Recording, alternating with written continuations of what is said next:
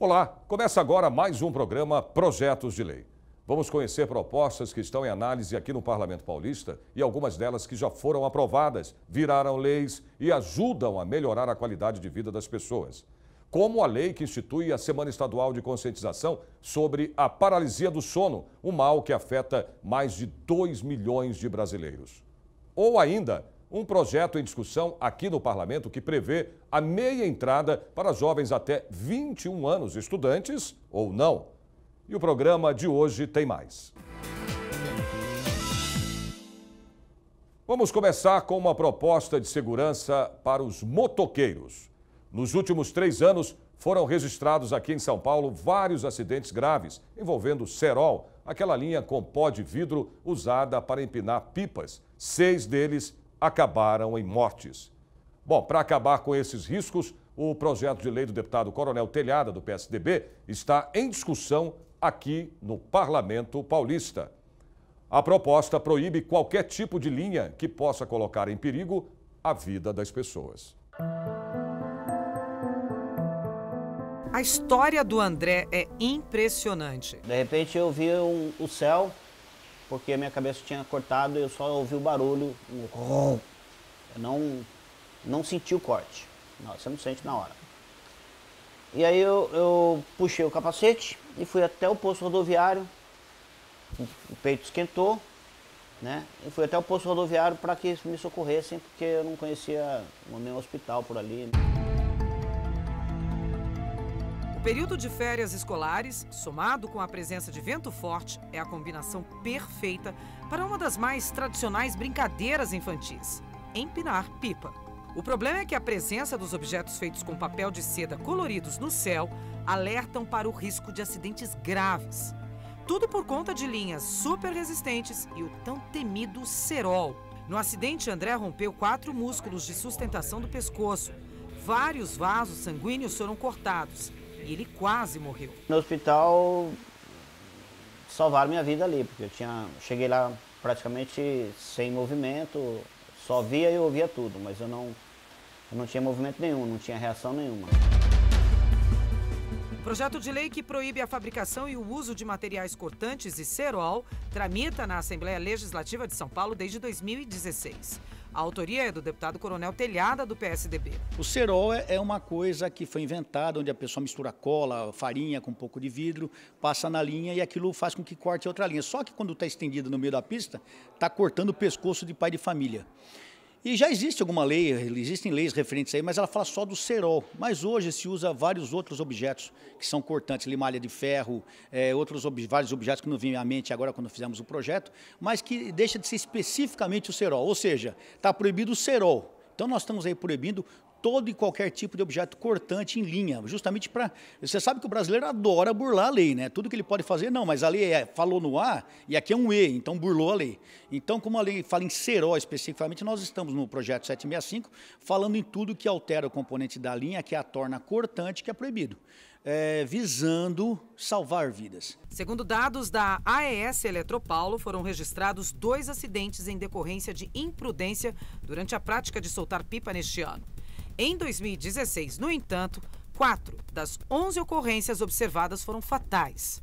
Um ano antes, 2 pessoas morreram e outras 10 ficaram feridas. O que você acha dessas pessoas que usam esse tipo de linha, esse tipo de material? Eu acho que se for ali na USP, se for num campo onde não tem, eu acho até legal. Não tem ninguém. Porque tem uns pipa bacana, tem umas coisas legais e tal. Mas eu acho que isso perto de rodovia, na própria cidade, não tem por que acontecer. Acho que as pessoas tinham que ter consciência disso. Transformar a região de São José do Rio Preto em região metropolitana. Esse é o objetivo do projeto de lei 12 de 2011. A iniciativa partiu do deputado João Paulo Rilo, do PT, mas mesmo de ter sido aprovado, em 2013, aqui no Parlamento, o governador Geraldo Alckmin vetou o projeto. A expectativa agora é que essa proposta seja revista, aprovada e também vire lei.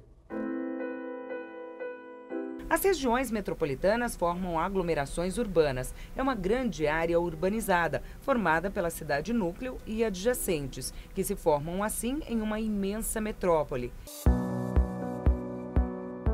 Entre os benefícios está a criação de um fundo de desenvolvimento que conta com verbas do Estado e dos municípios, um programa de segurança pública conjunto e a extinção do DDD para telefonemas entre as cidades. Além disso, é criado o Conselho de Desenvolvimento Metropolitano, que conta com representantes de cada um dos municípios para discutir demandas de interesse regional. Você tem vários aspectos que são importantes numa região metropolitana. A primeira questão é a questão do meio ambiente.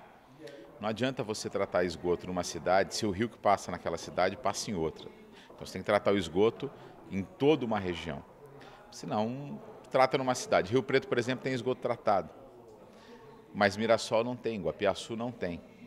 Então você continua uma contaminação no lençol freático, uma contaminação em terrenos. Então é necessário você fazer o tratamento em toda a região, que é um aspecto muito importante.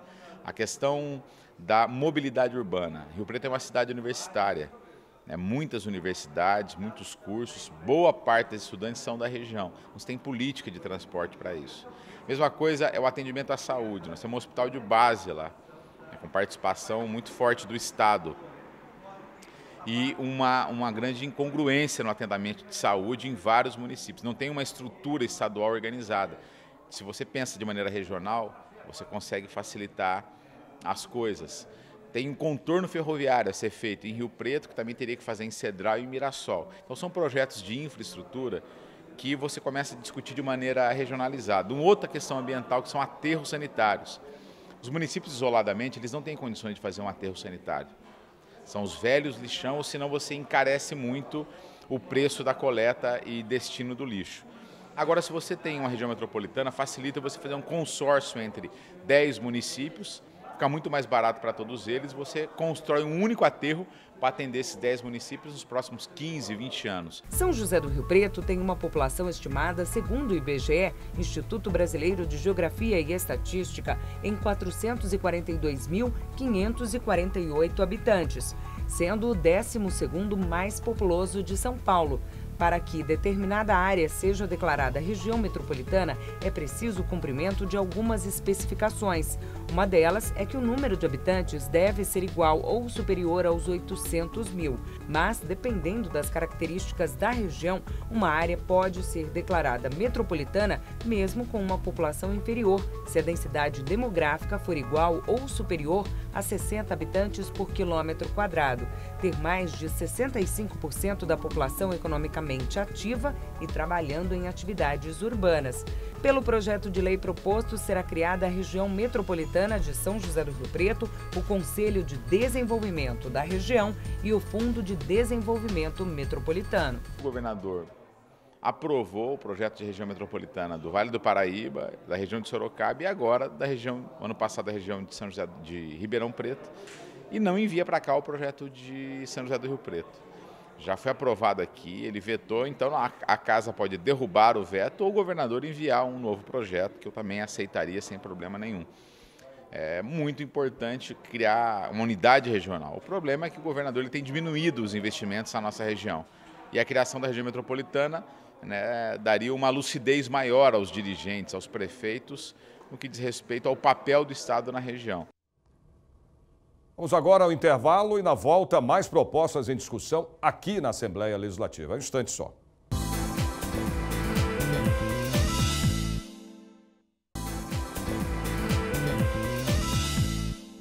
Estamos de volta com o programa Projetos de Lei.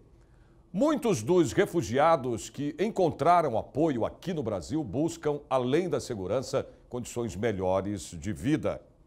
O problema é que, mesmo graduados, o diploma universitário não é reconhecido. Para tentar ajudá-los, o projeto de lei do deputado Carlos Bezerra Júnior, do PSDB, quer validar a profissão dessas pessoas. A guerra civil na Síria é a maior crise humanitária do século XXI, segundo a ONU. A estimativa de que o conflito tenha vitimado cerca de 250 mil pessoas. mais de 6 milhões e 500 mil foram obrigadas a deixar suas casas. Outros 4 milhões e meio de sírios saíram do país. Mohamed é um deles. Trocou Alepo por São Paulo em busca de uma vida melhor. Eu vi o consulado do Brasil abrir porta para os refugiados da Síria, com visita. Foi lá, fez agendamento com eles, recebeu tudo certo, depois vim para cá. O povo brasileiro mais está aberto para estrangeiros. Ele conta que trabalha num restaurante, ganha pouco, mas poderia ser diferente. Bioquímico formado, poderia trabalhar na área de competência se tivesse o diploma revalidado por uma universidade brasileira. Fica pronto o diploma, nós conseguimos rapidinho de trabalhar. Por exemplo, eu, bioquímico, se eu trabalho no bioquímico, eu fiz no serviço para mim melhor, fiz serviço para o povo mesmo também. É melhor para o Brasil no futuro também. Mohamed é um dos 60 refugiados árabes que estudam português na ONG Compassiva, organização com projetos de assistência social. A revalidação de diplomas é uma necessidade para os refugiados, diz a advogada da ONG. O grau de formação deles é altíssimo, a qualificação profissional também. E eles não conseguiam nem trabalhar na sua área de formação, nem dar continuidade aos estudos enquanto não tivesse a revalidação de diploma.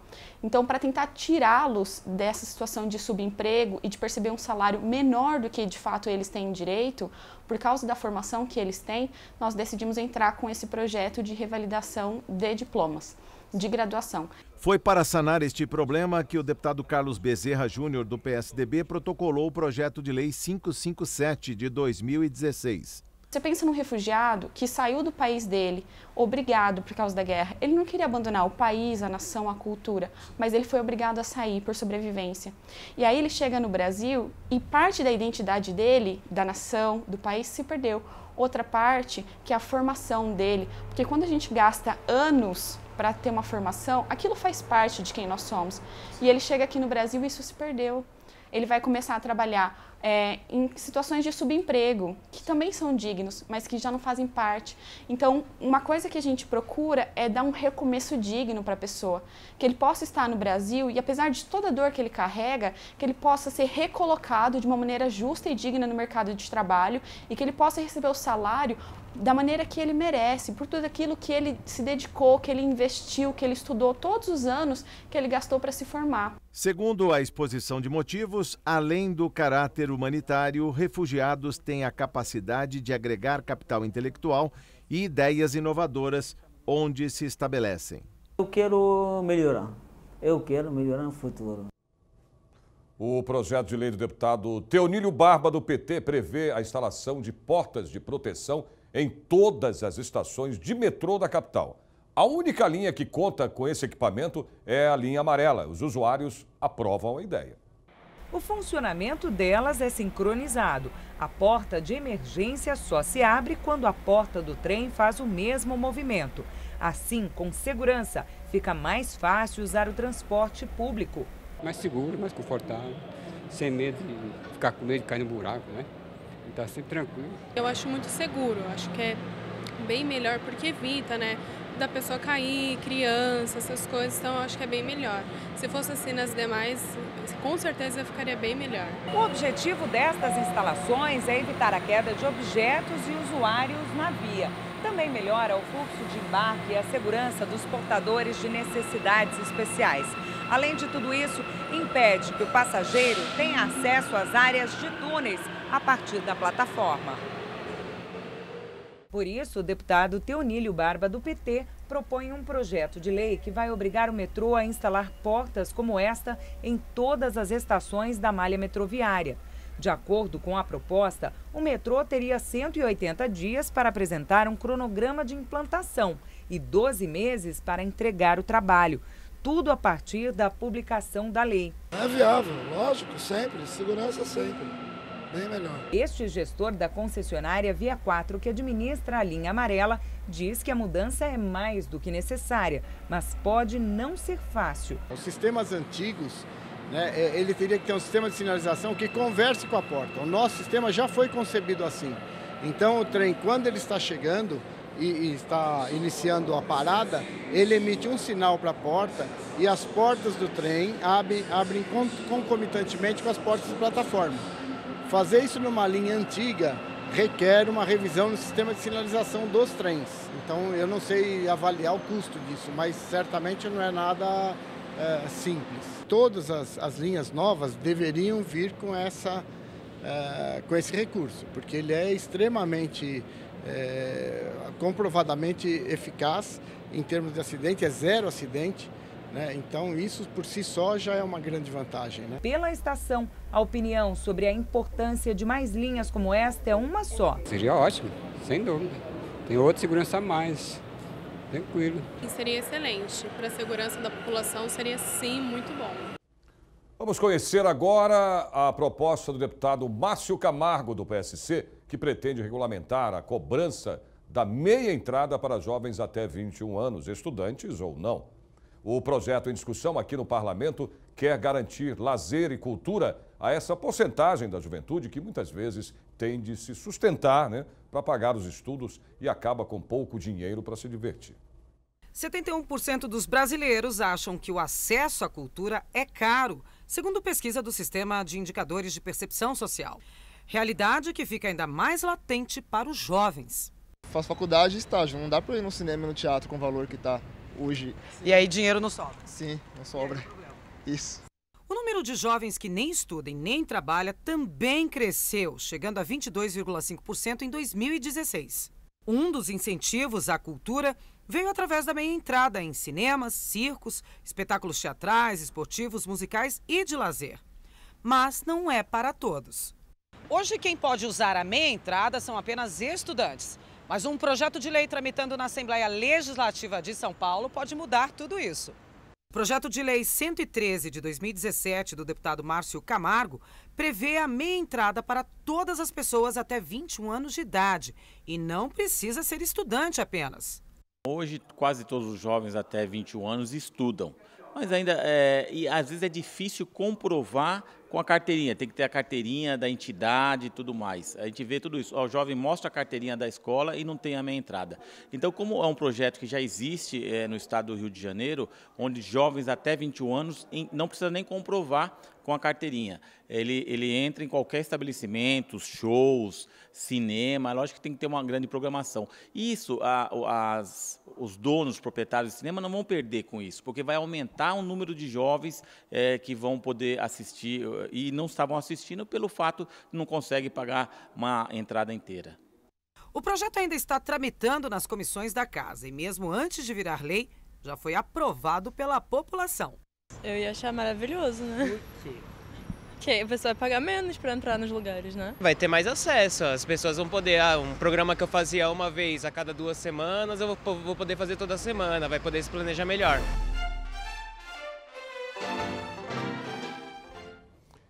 Vamos a mais um intervalo e na volta você vai conhecer uma proposta para baratear o preço da tão apreciada pizza. Voltamos já já.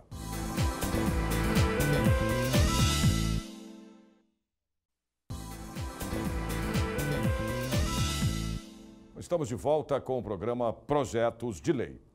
Quem nunca pediu uma pizza com 2 sabores e tomou um susto ao pagar a pizza toda com base na mais cara? Mas, felizmente, o projeto do deputado Pedro Cacá quer mudar isso. Afinal, pagar o preço justo é o sonho dos consumidores que não abrem mão das saborosas redondas preferidas pelos paulistas. Metade das 50 mil pizzarias brasileiras está no estado de São Paulo. O paulista gosta muito de pizza e eu acho que a pizza de São Paulo é a melhor pizza do Brasil. Não tem comparação. Cristiane é uma consumidora assídua. 2 vezes por semana vem nesta pizzaria próxima de sua casa. A preferência é sempre a chamada meia a meia. Sempre meia a meia, nunca um sabor só. Por quê? Porque a gente gosta de variar, né? E também por causa para combinar o gosto, né? Para agradar todos. Para ela e o marido, além da qualidade, o valor justo também conta. Bastante. Esse é bacana. E a gente vai dar uma olhada agora numa conta. O gerente Oscar nos autorizou aqui a dar uma olhada nesta conta. Que pizza que foi pedida, Oscar? Foi pedido meia camarão, meia marguerita. 135 é o valor da camarão e 48 da marguerita. Bom, aqui na conta está R$ 67,50 a de camarão e R$ 24,00, que é a metade do preço, a marguerita. Portanto, uma divisão aritmética. Aqui o consumidor está bem servido. O proprietário da pizzaria diz que em 7 décadas que a família trabalha no ramo, a opção sempre foi pela média dos preços de cada uma das pizzas e não pela mais cara. Não que a gente tenha alguma coisa contra quem cobra pela maior, tanto que esteja algum aviso no cardápio avisando o consumidor. A proposta da cobrança pela média aritmética, ou seja, a metade do valor de cada pizza e não a metade do valor da mais cara, é do deputado Pedro Cacá. Se aprovada e se tornar lei, a multa ao estabelecimento comercial pelo descumprimento da norma será de 100 UFESPs, Unidade Fiscal do Estado de São Paulo, que neste ano de 2017 é o equivalente a R$ 2.507. É lógico que ninguém vai ficar mais pobre por uma diferença de 5 ou 10 reais. Tampouco os donos de restaurante, pizzaria, né? Mas é um processo pedagógico e, evidentemente, quando aquela parcela de consumidores jovens, que os 5 ou 10 reais faz uma pequena diferença, eu acho que todos aqueles colegas que num final de semana dividem aquela gostosa pizza, possa cada um pagar aquilo que exatamente consumiu. O calendário paulista ganhou a Semana Estadual de Conscientização sobre a paralisia do sono, o mal que afeta mais de 2 milhões de brasileiros. O autor do projeto, que virou lei, é o deputado Cezinha de Madureira, do Democratas. Imagine você despertar de um sono, ter noção do que está acontecendo ao seu redor, mas ser incapaz de se mover. É assim que a paralisia do sono se manifesta.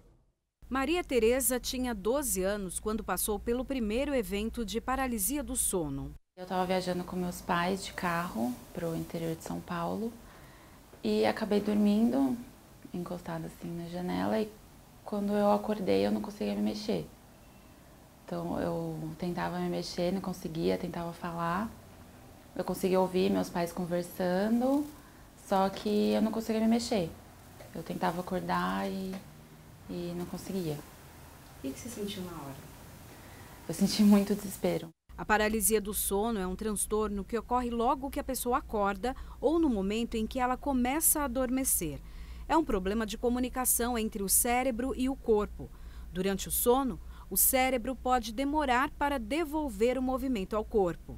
Pode acontecer em qualquer idade, mas é mais frequente entre os 20 e 30 anos. Idade em que os eventos ficaram mais constantes em Maria Tereza. A paralisia do sono ainda pode causar alucinações. Teve uma vez também no ônibus que eu consegui ouvir as mulheres de trás, do banco de trás, conversando, e eu senti elas me tocando, assim, pegando meu cabelo, assim. E eu não conseguia me mexer, porque eu não conseguia fazer elas pararem de mexer em mim, porque eu não conseguia me mexer. Mas aí depois eu vi que era um sonho, na verdade, né? Uma alucinação dentro da paralisia. Mas não é só Maria Tereza que passa por isso. Segundo a Organização Mundial de Saúde, é algo até comum. 8% da população mundial tem paralisia do sono. E segundo uma pesquisa médica realizada pela Google, 2 milhões de brasileiros enfrentam o mesmo problema. Hoje em dia, como eu já tenho faz bastante tempo, eu consegui perceber que eu estou tendo a paralisia. Eu relaxo, tento ir mexendo aos poucos a mão, o pé, e aí eu vou relaxando a respiração e vou tentando aos poucos acordar. Em 23 de setembro de 2016, o projeto de lei de autoria do deputado Cezinha de Madureira, do Democratas, foi aprovado e agora é a Lei 16.313 de 2016, que institui a Semana Estadual de Conscientização sobre a Paralisia do Sono.